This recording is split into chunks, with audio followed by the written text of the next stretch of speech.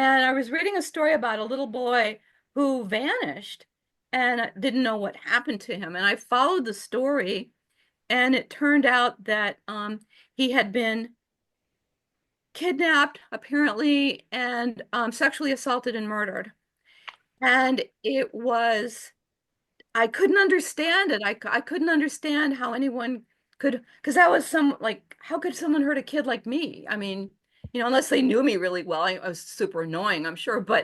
um, but I couldn't figure it out. So, and then as I followed the story more, and about maybe a month later or something, they reported on the kid's dad, and they said that he died of a broken heart. And that really Sad. freaked me out because I thought, well, uh, how does Yeah. that happen? How does that happen?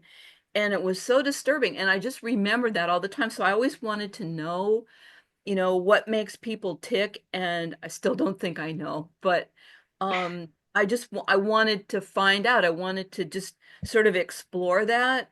Yeah. And so like it's only been in the last few years I was having dinner with a couple friends, a couple of my good friends, a former executive director of the LA Police Museum, Glenn Martin, and the current curator of the LA Sheriff's Department Museum, Mike Fratantoni, and James Elroy was in town. And when James Elroy's in town, we usually try to Wow. get together and go to dinner. Yeah. So we're at dinner, and I was saying something about this case, and James said, Joni, I know that case. I know what it is. And he gave me the names. I forget them now. And I said, "Are you sure?" Because he said, "No, there was three boys, not one. There was three boys." I'm like, "Are you sure?" I Wow. don't remember that.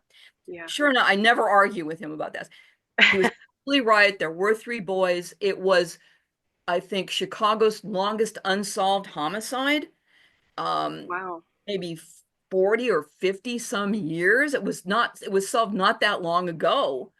And I was amazed. And so I got some sort of closure on it. And then I read everything about it, and it was three boys, and it's like, oh my God. I mean, it was horrendous. So that's really what got me started, and then I just read everything I could read on crime.